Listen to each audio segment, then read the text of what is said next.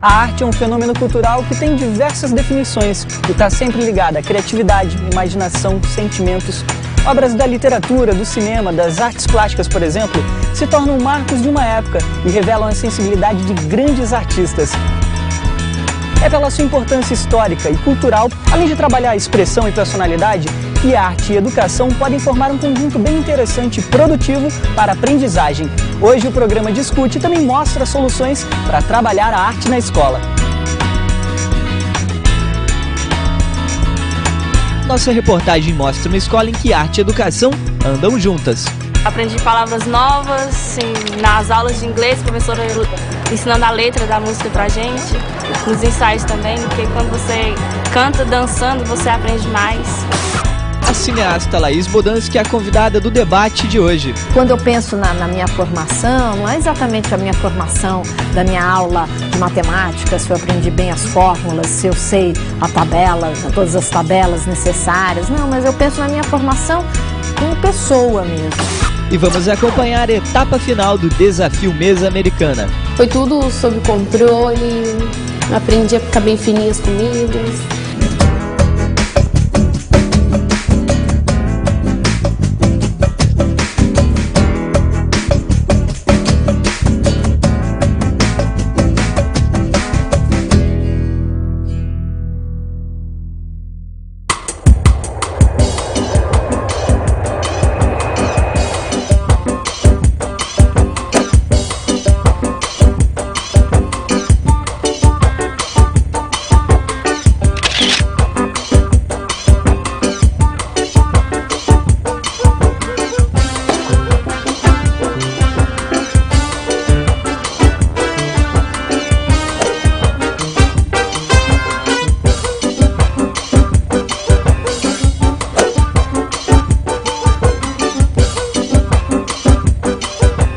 A Kinetec de Arte, que fica no Parque da Juventude, eu conheci o Júlio. O Júlio já tem uma história com arte, né, Júlio? Começou primórdios de 15 anos, né? Pesquisas de escola, trabalho para a África. Então aí foi como eu me identifiquei, trabalho bem pesado, falando sobre a África, sobre tambores. E aí foi quando eu falei, vou começar a estudar, partir para esse mundo da música. Qual é a tua especialidade, Júlio? Eu atuei bastante durante 4 anos como cantor e percussionista. Agora eu atuo mais como percussionista, mas estudo canto também, que é uma parte que eu gosto bastante. Tá funcionando a escola? Tá funcionando muito mesmo. Tanto que já abriu várias portas na entrada em outros cursos de outras instituições, em partes teatrais também, produções musicais, porque muitas coisas que eu aprendi aqui, eu consegui colocar lá fora em prática, né? Tipo, em estúdio, alguma gravação, alguma produção musical. Sempre que eu chegava em algum lugar, pô, pega tal nota assim, vamos fazer tal coisa, e você como percussionista, você ficava, né? Agora não, você chega, agora vai ser um Ré maior aqui, você vai por não sei aonde, aí você tem o que falar, você tem como dialogar, né? Você tem como complementar um todo desde o processo de criação.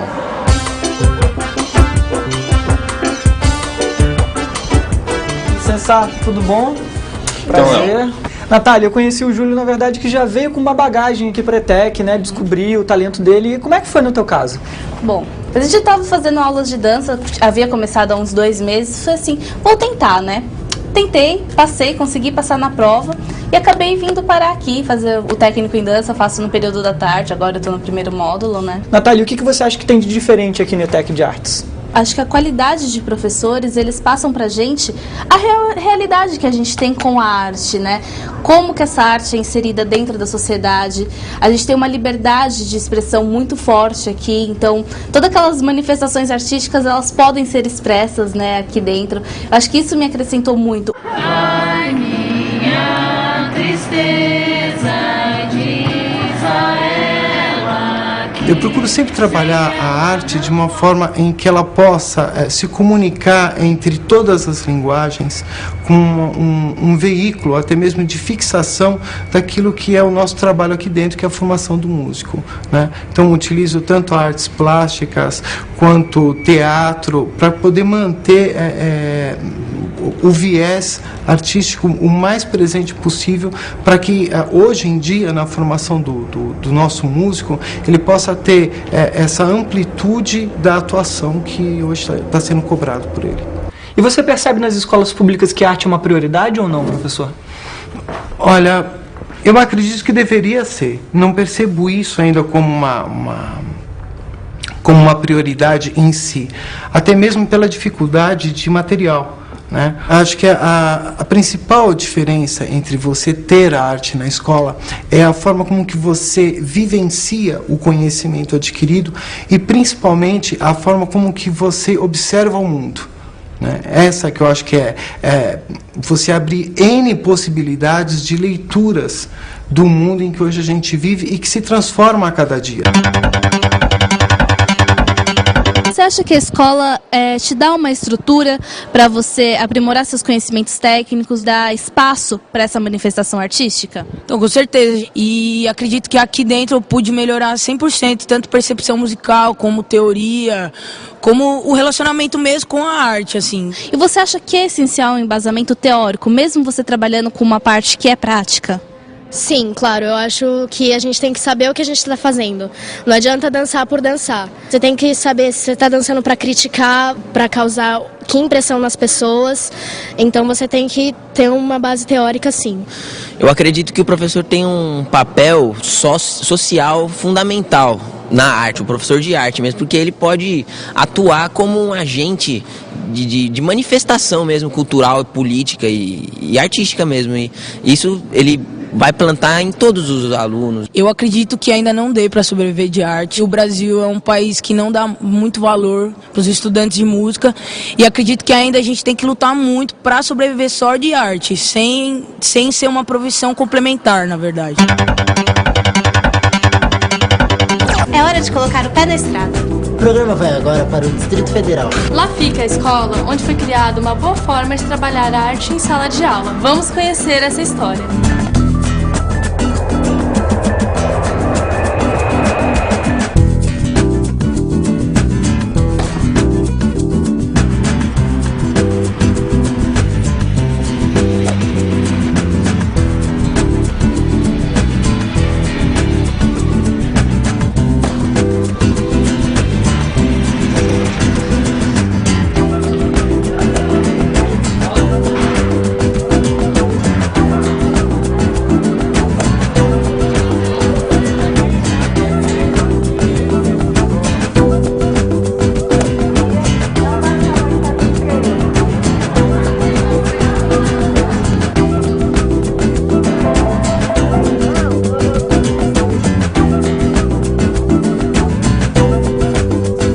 Meu nome é Raíza de Souza Rodrigues, eu tenho 16 anos e estudo no Centro de Ensino Médio 1 de São Sebastião. Quanto mais perto, mais forte vai sair o risco. Minha vida toda eu desenhei, todinha. Escrever eu comecei na pré-adolescência mesmo. Bem, eu recito na escola poesias que eu faço e dos autores que eu gosto. E faço exposições de desenho de vez em quando. E gosto de ajudar a professora quando precisa de alguma coisa para desenhar na parede, grafite, esse tipo de coisa. Tá vendo que quanto mais longe você faz, mais fumaça sai? A Raíza, quando ela veio para cá, nós tivemos que fazer uma mudança de remanejar de turno por falta de adaptação.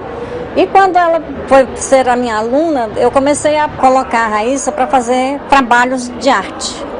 E ela começou a ter mais afinidade com a disciplina e também ela melhorou o rendimento escolar dela. Dê-me um cigarro, diz a gramática, do professor e do aluno, e do mulato sabido. Mas o bom branco e o bom negro dizem: deixa disso, camarada, eu não posso fumar.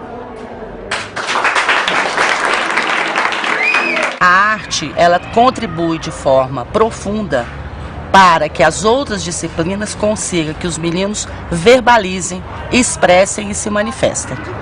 Então, com a arte você consegue dar-lhes confiança, consegue sensibilizá-los e mostrar a ele as diversas linguagens que podem ser utilizadas em matérias às vezes consideradas mais formais, como história, como português, como inglês. Então você tem como utilizar os instrumentos da arte para desenvolver um trabalho pedagógico que faça com que a coisa seja mais lúdica, mais alegre, mais descontraída e ao mesmo tempo muito responsável.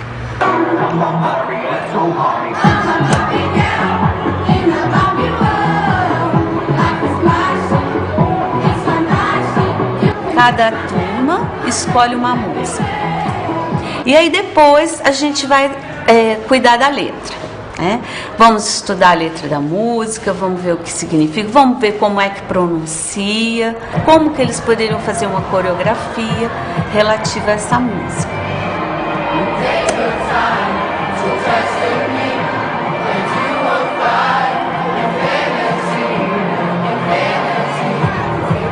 Aprendi palavras novas, assim, nas aulas de inglês, a professora ensinando a letra da música pra gente, nos ensaios também, porque quando você canta dançando, você aprende mais.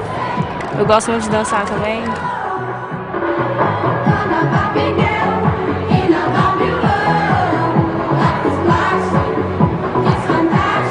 Nós tivemos um destaque esse ano na parte de música, então nós solicitamos que os alunos cantassem em grupo a música do Vila Lobos, do Trenzinho do Caipira.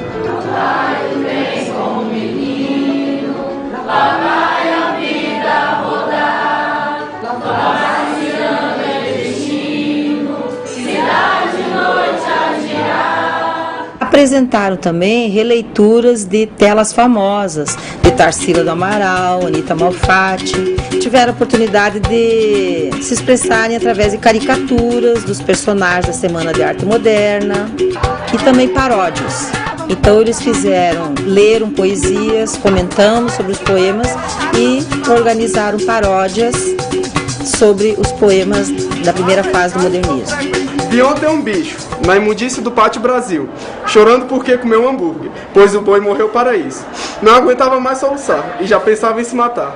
O bicho não era um homem, não era uma mulher, não era um animal. O bicho, meu Deus, era um emo.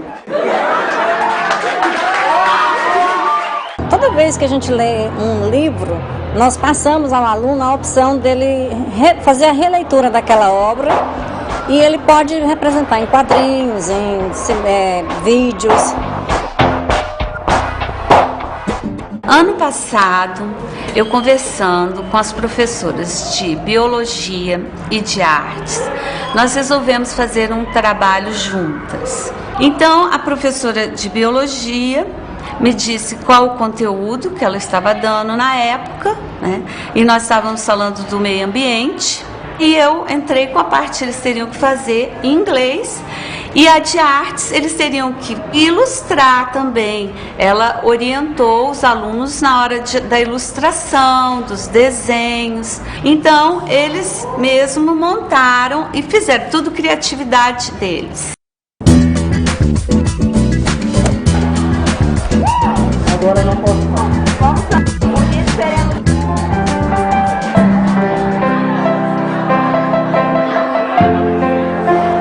Banda de pop rock que foi formada aqui dentro da escola mesmo. É só a gente pedir que eles abrem espaço pra gente poder mostrar a nossa arte, o que a gente faz para os outros alunos.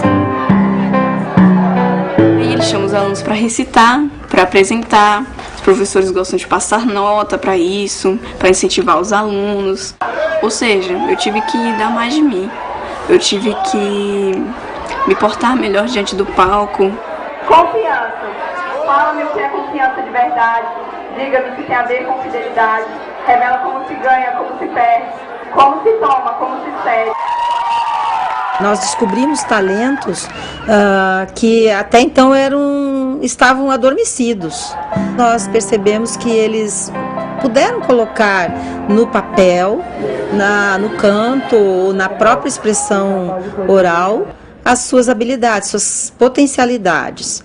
E assim eles se tornaram mais confiantes, mais seguros de si e também tiveram assim uma alegria de poder partilhar com os seus colegas essa sua descoberta. Ao longo do processo pedagógico, é possível você construir a partir da arte, dentro dos conteúdos da grade curricular comum, que o aluno perceba a sua potencialidade e a sua capacidade e a sua autonomia. O meu mangá é da história de uma lenda mitológica japonesa, de um yokai, que é um monstro. E o yokai ele come carne humana e bebe o sangue. E de dia é uma garota normal e até bonita. Só que essa garota aqui acaba sendo transferida para uma escola, acaba conhecendo um garoto e se apaixona por ele. Dias depois, ela acaba assassinando a irmã do garoto e ele acaba ficando muito chocado e começa a tentar investigar a morte dela.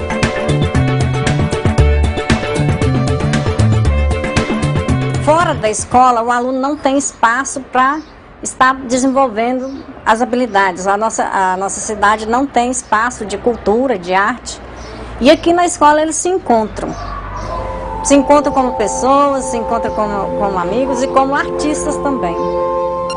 Eu quero desenhar, eu quero ser quadrinista. Criar mangás, assinar com editoras que publicam, porque é o tipo de coisa que eu gosto. Eu queria ser uma pessoa muito importante fazendo o que eu gosto. E essa foi a única forma que eu arranjei.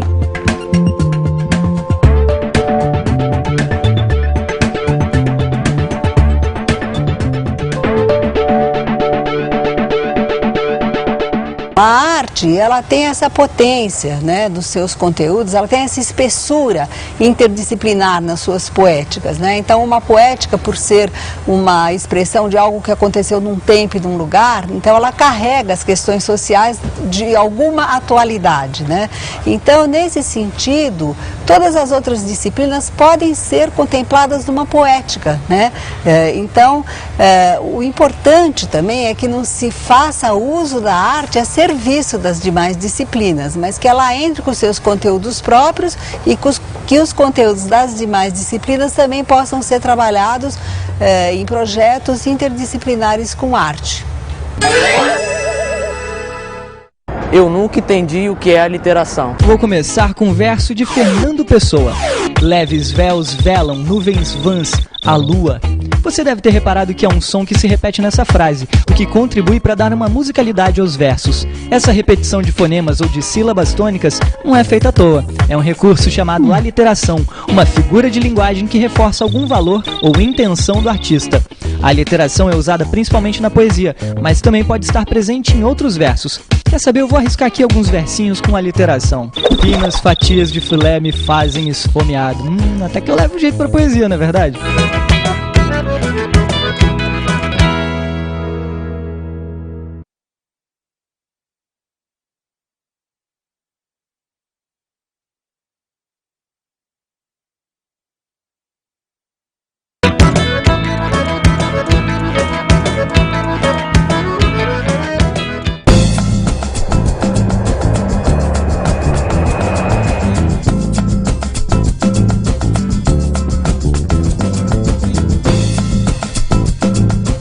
Laís Bodansky já foi apontada como uma das melhores diretoras que o cinema brasileiro conheceu nos últimos 10 anos. Meu pai é cineasta, ele sempre teve prazer no trabalho dele, então acho que essa foi a maior influência, ele ter prazer naquilo que ele faz, né? Em seu primeiro longa, Bicho de 7 Cabeças, mergulhou nas angústias de um jovem internado à força em um manicômio. O Bicho de 7 Cabeças, que foi meu primeiro longa-metragem, eu tive um retorno muito gostoso, assim, de falar com muita gente. Uma coisa que você faz, às vezes, até ali, achando que é só um prazer para você, um pensamento só seu, de repente você começa a dividir com os outros, com os outros, com os outros, e vê que faz sentido para muita gente. Já em Chega de Saudade, apontou a câmera para as desilusões de um baile da terceira idade. Eu acho que o bacana, o gostoso do audiovisual também, que eu acho que é apaixonante, que é um espaço, é um pensamento que você torna público. Em As Melhores Coisas do Mundo, mostrou o universo da juventude urbana da classe média paulista, uma narrativa que foi considerada parte do retorno do cinema jovem nacional.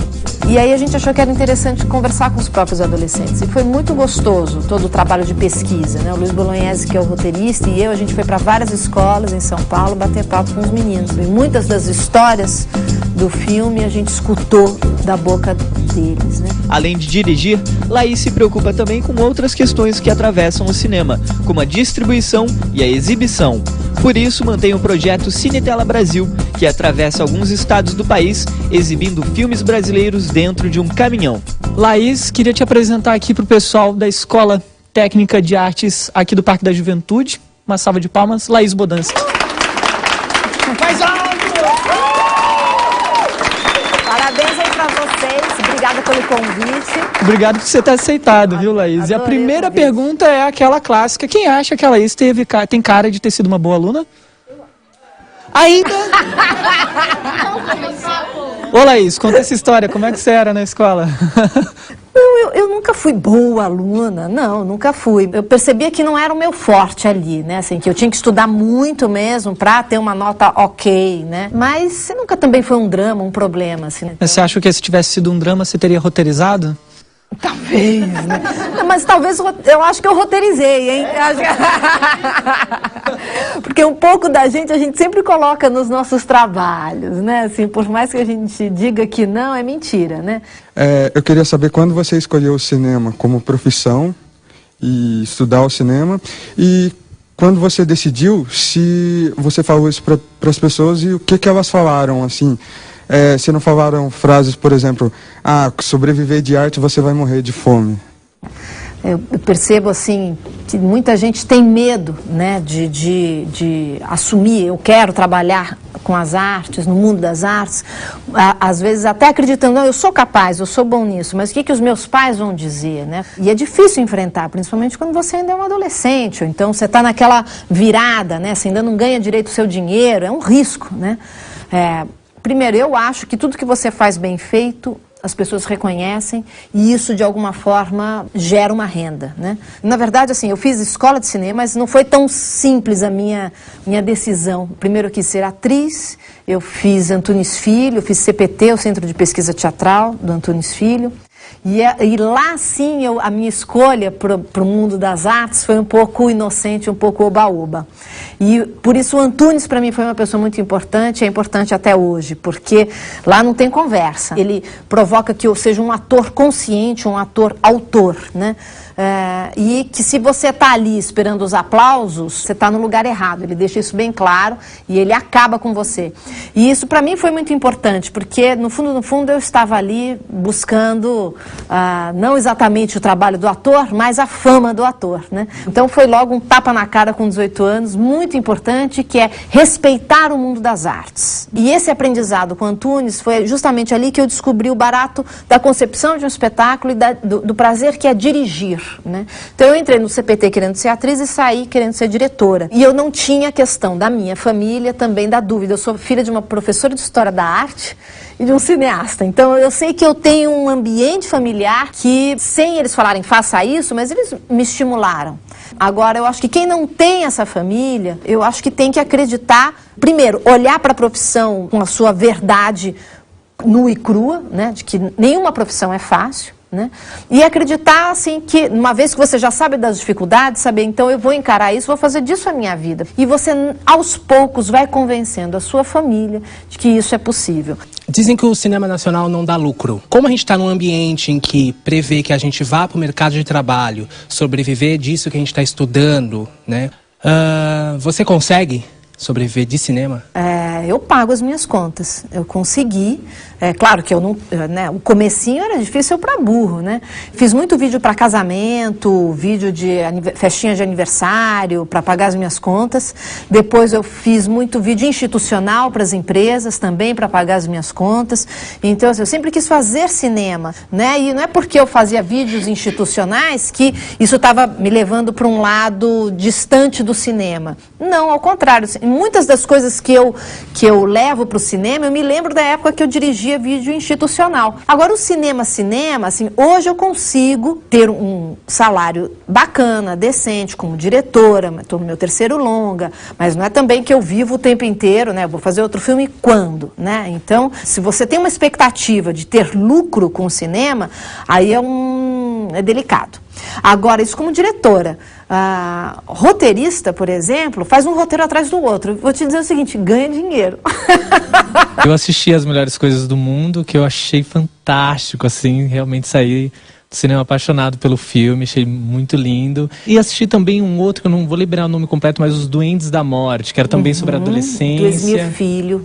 Você acha que isso é um fenômeno, assim? Eu acho uma coincidência, que não é uma coincidência, eu acho que até esse momento a gente não tinha uma produção voltada para esse público, um público muito importante, né? E eu aí, como cineasta, eu sempre penso o cinema não só como o puro entretenimento, mas eu acho que cinema, ele se mistura com educação, sem ele querer ser, mas ele é educativo, né? Então a gente tem muitos filmes sobre adolescentes, mas filmes americanos, e o adolescente não consegue nunca achar o brasileiro um filme em que ele possa fazer esse jogo de espelho, se identificar. E isso ficou evidente para quem trabalha na área. E eu acho que As Melhores Coisas do Mundo e esses outros filmes que você citou também, eles são importantes para justamente o adolescente brasileiro falar, pô, que bacana, a nossa história está ali. E uma das coisas nas conversas dos adolescentes que eu notei, que os adolescentes diziam, olha, a gente gosta dos filmes americanos de adolescentes, a gente assiste, a gente ri, a gente se diverte.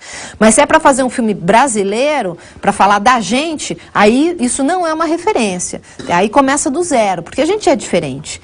E aí eles falavam com muita propriedade e falavam, cuidado para não errar, porque se erra um pouquinho, a gente logo reconhece o erro e imediatamente a gente vai rejeitar esse produto, né? Se o assunto é cinema brasileiro para adolescentes, Laís Bodansky não está desacompanhada.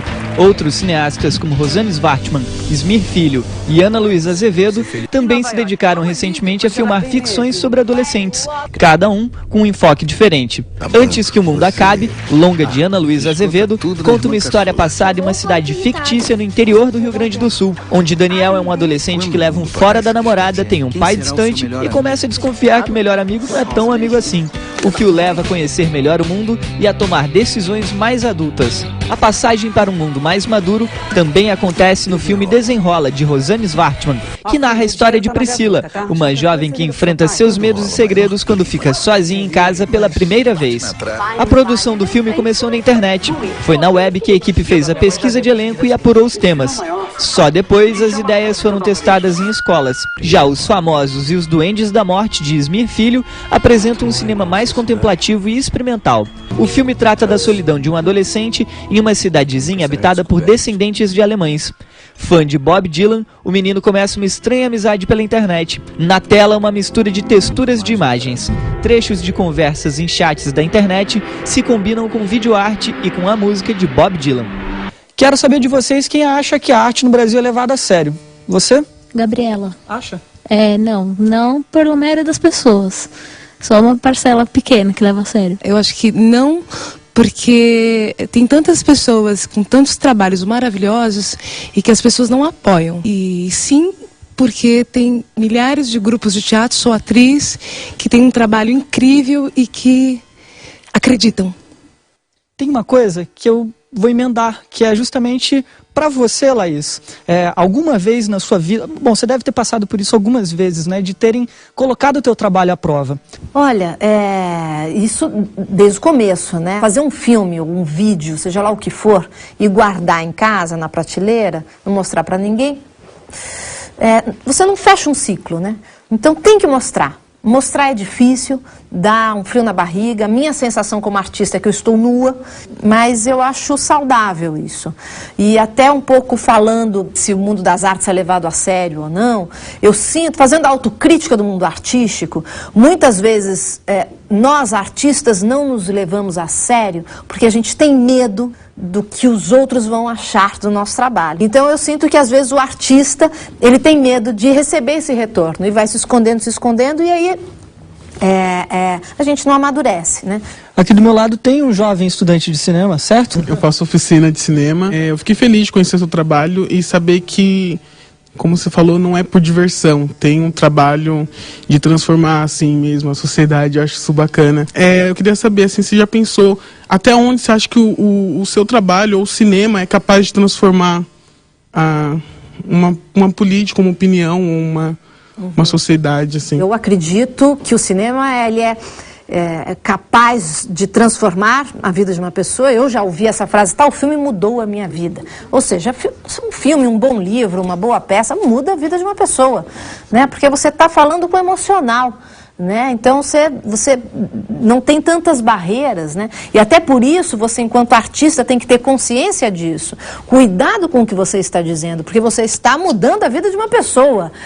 Mas eu acredito que essa ferramenta do audiovisual na escola, ela não precisa dizer, eu não quero trabalhar com audiovisual. Não, você não precisa trabalhar com audiovisual, mas é uma forma de expressão, né? E que eu acho que hoje a nossa sociedade ela é audiovisual.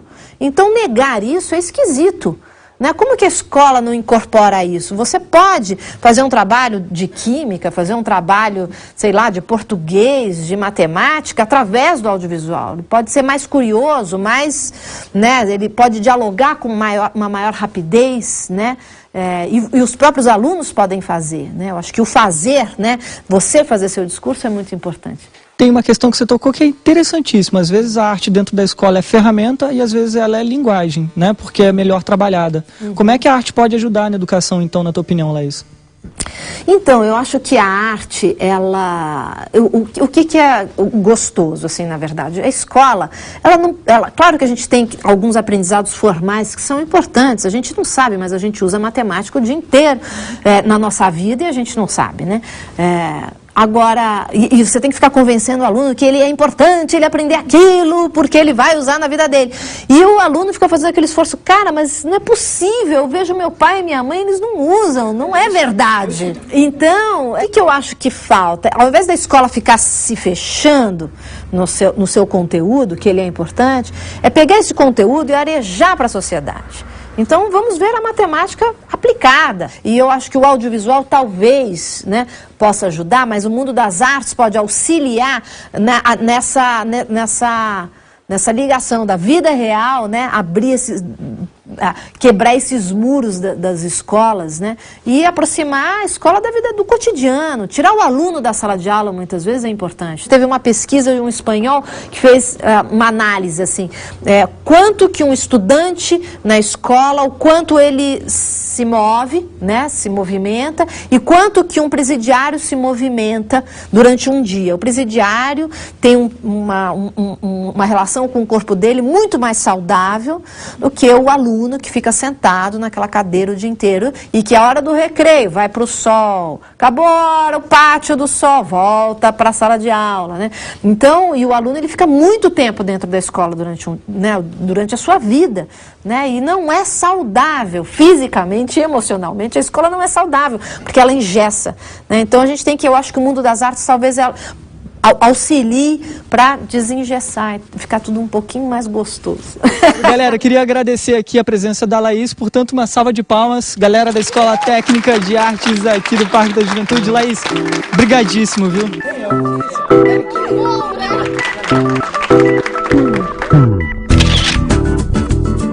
Em uma escola longe daqui, os alunos já estão de avental. E vão começar a preparar uma bela refeição. É dia de final do desafio Mesa Americana. Caminhos da Escola volta já já.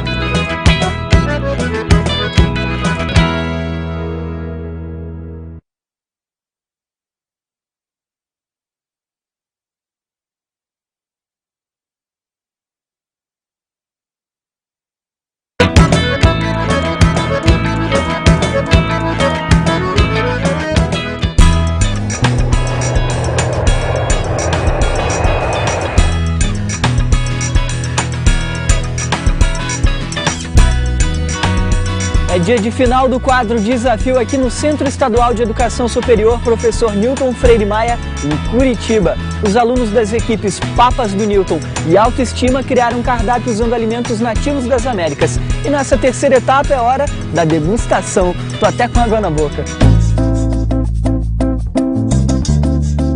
Chegamos ao último dia do desafio e hoje a missão dessa galera é preparar uma refeição para 4 pessoas finalmente, usando produtos nativos das Américas. E vocês vão poder usar a ajuda do William e da Patrícia, que são os 2 chefes de cozinha. Eles vão ajudar vocês a preparar, a cozinhar e também a servir. Lembrando que o placar de vocês ficou o seguinte, 18,8 para Autoestima e 18,3 para a galera do Papas do Newton. Boa sorte para vocês. Valendo! Oi, meu nome é Natanael, tenho 17 anos, gosto de ler, estudar e fazer trabalho em grupo. Oi, meu nome é Carolina, tenho 15 anos, eu estou no 2º ano do curso técnico em meio ambiente, que eu gosto de fazer é ler, cantar e comer.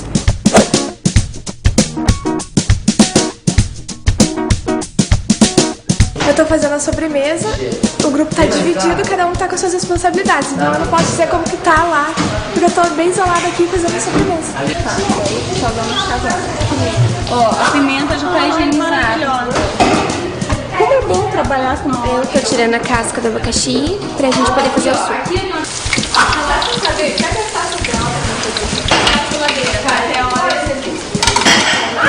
misto da mandioca, os chips, e agora estou preparando acompanhamento dos chips de mandioca, que é abacate com tomate e pimenta. Eu estou na parte de fazer o peixe na telha. Eu estava cortando os legumes.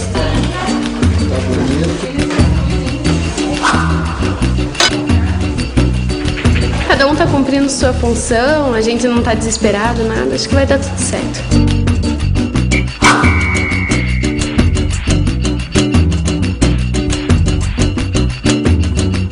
Sejam bem-vindos.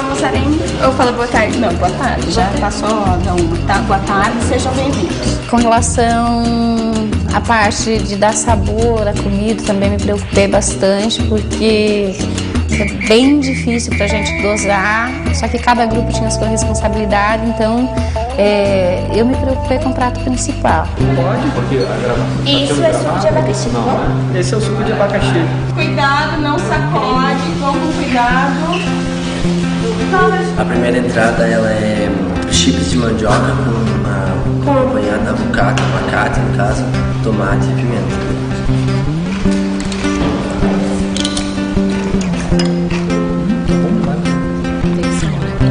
A entrada, como retratou bem assim a parte mexicana, né, por causa da guacamole que eles fizeram, né, do avocado, e com a nossa tradicional mandioca, ficou bem sutil, ficou bem agradável. Então este prato é a jussara selvagem, que tem o palmito jussara e o arroz selvagem. É al dente assim mesmo, ou ele foi de propósito deixado al dente? Ele tem essa textura. Ele tem essa textura. Exato. Você pode cozinhar por mais tempo, mas ele fica sempre com essa textura. Ele vai ficar com miolo mais mole talvez, mas como é bem fibrosa, a casca ela não... O pacu da telha, ele é preparado com batata Com molho. Devagar, espera, Lauro. Espera. Vem. Tá quente demais. Chegamos ao pacu? Que maravilha. É bom que estequinha dele. Pra mim tá perfeito. Achei que estava bem balanceado. Usaram bastante criatividade na elaboração. Quero ver a sobremesa.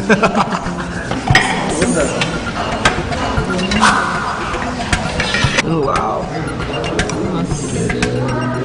Talvez acentuado pelo amendoim, né? Como ele tá um pouquinho torrado. Criança é só levar. Então, aqui temos a infusão de cacau, ela é amarga e digestiva. Pra cozinhar, eu já sabia um pouco, né? Não vou dizer assim que eu aprendi a cozinhar, mas eu achei legal, assim, o trabalho em conjunto, a gente manteve sempre a calma aqui, não houve nada de estresse dentro da cozinha, sabe? Eu achei que foi tudo, assim, sob controle, a chefe soube manter a calma, então o que eu mais aprendi foi manter a calma.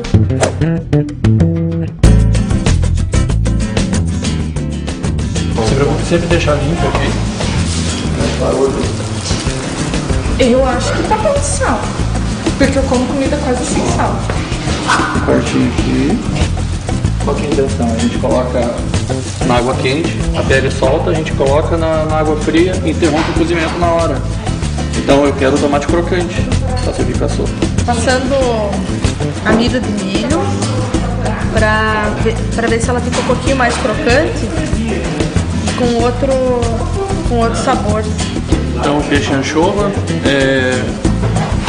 como a gente mora não tão longe do mar, mas um pouco afastado, então no mínimo 4 dias de geladeira ele já tem, né? Na hora da gente fazer o servimento não vai ficar aquele prato homogêneo, né? O peixe compacto, ele vai ficar com umas rachaduras que pode prejudicar na aparência. Aparentemente ele não tá ruim de comer, mas assim, a textura dele a gente já perdeu um pouco, né?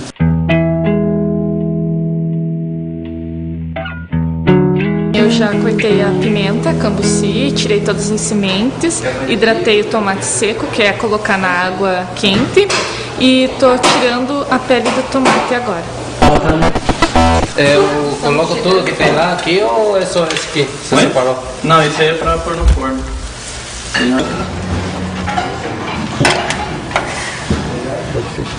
Bom, a minha parte é a sobremesa e o suco. Agora mesmo descasquei as frutas, que é goiaba e abacaxi.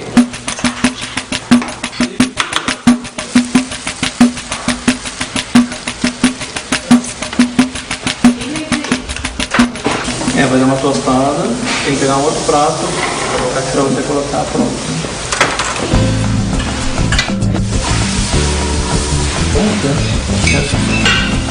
Aí você pode chegar em casa vazio também.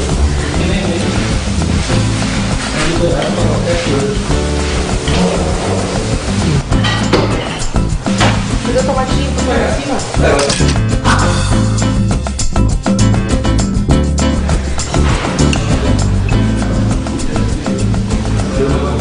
Aquela entrada que é aquele creme, o sopa, é de uma simplicidade bem interessante, né? Mas o gosto inigualável da batata salsa foi bem interessante.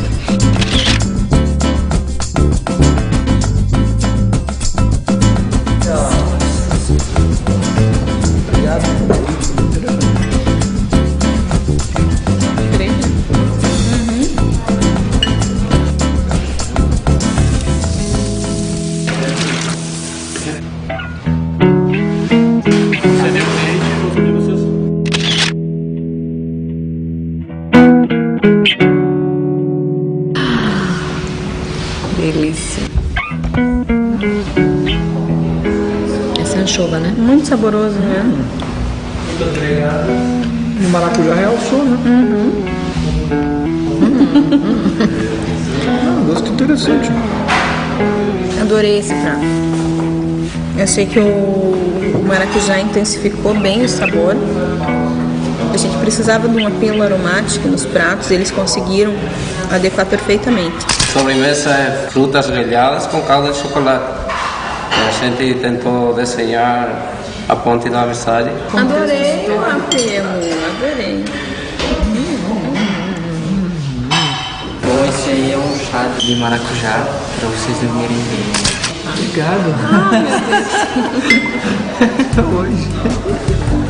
Na escola a gente aprende tudo na teórica, aqui é tudo prático, assim, é dinâmico, é bem melhor da gente estar aprendendo.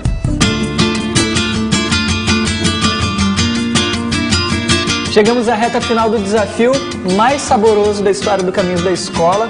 Lembrando que o trabalho em equipe e o preparo da comida, quem avaliou isso no grupo de vocês foi o William, e quem avaliou no Autoestima o trabalho de equipe e o preparo da comida foi a Patrícia. Por isso eu queria que o William começasse a avaliação. No preparo eu coloquei 1 e 4, pelo fato assim de que vocês, apesar de serem até esforçados, às vezes a gente explicava uma coisa e vocês faziam meio que diferente. O trabalho em equipe eu achei perfeito vocês. Quando acabava a preparação, se disponibilizaram para ajudar os companheiros, então isso é muito importante na cozinha. Bom, a gente vai passar agora para a Patrícia. Preparo da comida. Parabéns. Vocês foram ótimos, me surpreenderam positivamente, assim, fiquei muito feliz. Com relação ao trabalho em equipe foi fantástico, também ganharam 2. Como é que você avalia? Realmente estava muito saboroso e alguns pratos bem aromáticos, então eu achei que realmente foi muito bem elaborado. As notas agora. Para Autoestima eu dei 1,5 e para Papas de Newton 1,8. No atributo aparência, eu gostei muito, achei que realmente foi bem elaborado, todo o conjunto estava super bem servido. E as notas? Autoestima 1,8 e Papas de Newton 1,5.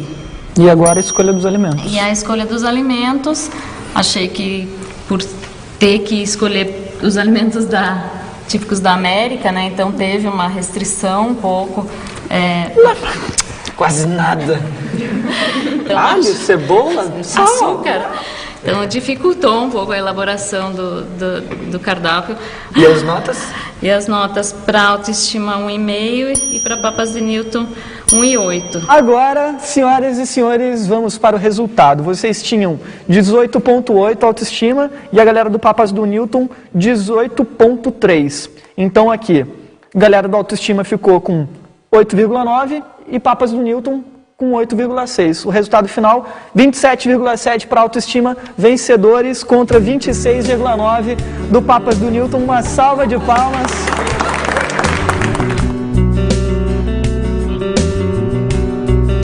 responsabilidade, eu pensei que nós íamos perder. Por causa do cheiro que estava indo, e como o chocolate deles tinha açúcar e tudo, eu pensei que ia ficar mais gostoso e eles iriam ganhar. Eu tava pensando que a gente ia ganhar, assim, sabe? Que a gente tava bem entusiasmado, tava querendo mesmo ganhar. Daí na hora eu acho que foi prejudicial a avaliação da etapa anterior, né?